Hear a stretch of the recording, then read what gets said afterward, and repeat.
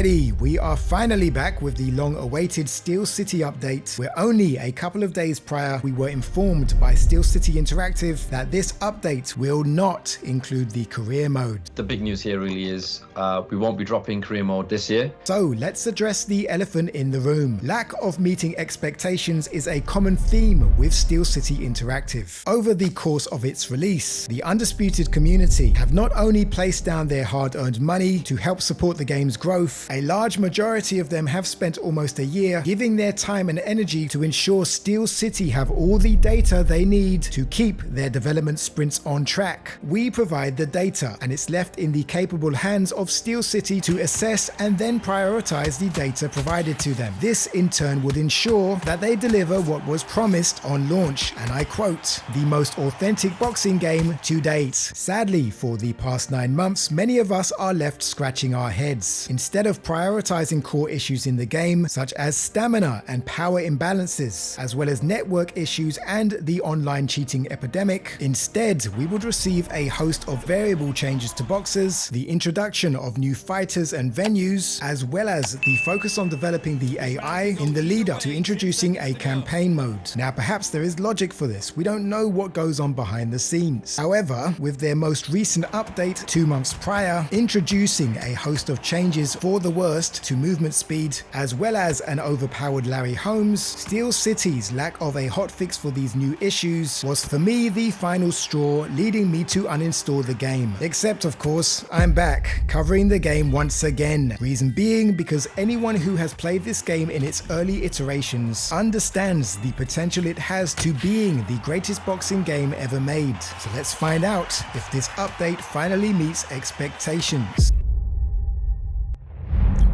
Jesus, so much for that. Where do I begin? 3 months after the previous update, knowing you have an entire market to yourself with the potential to become the biggest sports game in 2024, Steel City Interactive continue to fumble the bag. Once again, there is a focus on features no one has asked for. I mean, who was the mastermind who signed off the game-changing mechanic to punch on release? What that means is, instead of tapping the button for an action, now you release the button for the action to occur. With the game in such a broken state and time being of the essence, why now? Who signed this off knowing all the potential issues it could cause? Now, as a result of this new mechanic, button inputs are not registering, specifically when you're midway through a combination or when you're attempting body shots. This alone makes it an unplayable game. However, that's just the beginning. On 8 occasions, I've had to deal with infinite load screens, not only for online play, but offline play too. So with that, you can't press back. You have to manually crash the game each time. Let's take a look at update features. There is an entire bullet list of changes devoted to bruising and blood. Yet here I am, spamming Tyson Fury's face with power shots, and after 10 rounds, not even a scratch. And you might be asking yourself, why am I spamming the power cross, ruining the game? Well, I'm doing what at least one member of the SCI team should be doing, testing the game for exploits, which sadly the game continues to be rife with 10 months later. The ridiculous vertical lunging sidestep can be performed with no deterrence, which blows my mind when you consider how often this has been mentioned as a game killer within the community. Larry Holmes doesn't seem to be able to bust a grape anymore. However, that seems to be the case with every fighter I've trialed. You can literally stand still with your guard down and take power shots flush to the skull and receive no damage. And for those who cannot think past surface level, telling everyone to stop being negative, what you don't realize is this game was fundamentally in a great state 9 months ago. This is me 9 months ago playing as Ricky Hatton. He has an overall rating of 84, whilst my opponent Sugar Ray Robinson had a rating of 91. He was also incredibly overpowered.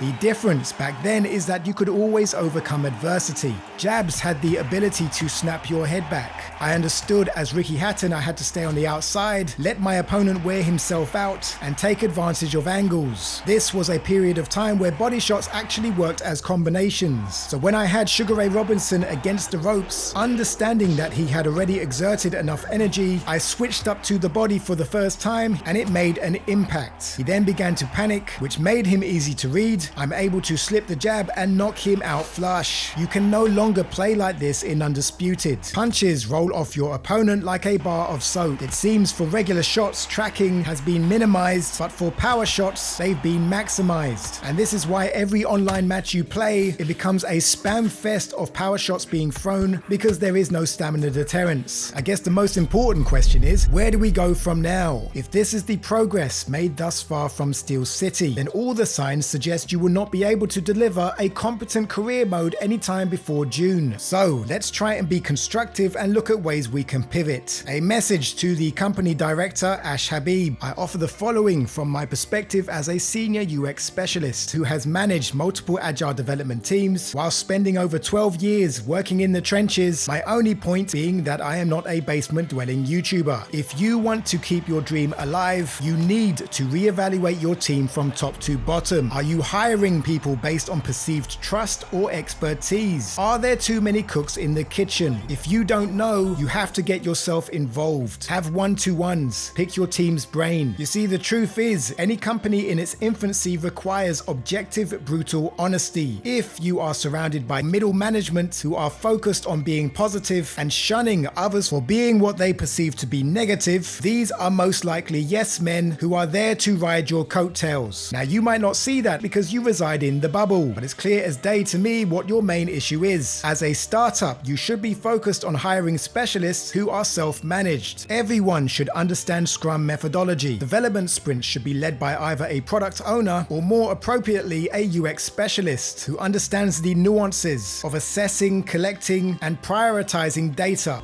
I am your gameplay director, Will Kinsler. Respectfully, it's rare when you hear someone who was a community manager who spent a lifetime communicating on forums and reaching out to influencers to join the EA Game Changer partnership, transitioning to a gameplay director role based on the fact you've grown a trusting relationship with that person. You cannot evaluate someone on the words they say. You evaluate them based on their actions. And sadly, I have watched too many startups fail, primarily due to directors who are out of their comfort zone in search of someone to trust. They end up hiring someone with status and connections, not realizing that they aren't able to provide the solutions to the problem. With that, I hope that I am completely out of my depth and Ash Habib knows what he's doing, because like many of you, I simply want a good boxing game to play and dominate. Let us hope that the entire team of Steel City can huddle together with no hierarchy and have a brutal, honest conversation regarding the next steps, because those in management positions who cast others as being negative typically don't care about the bottom line. They are yes men and make these statements to appear to be the good guy. Just something to dwell on next time you see it happening, Ash. A huge thank you to everyone who has liked the video and subscribed. What do you guys think? Am I being too harsh? Am I a narcissistic know-it-all who is out of their depth? Or do you give me benefit of doubt that maybe I know what I'm talking about? If so, let me know in the comments. Have a great weekend. Peace.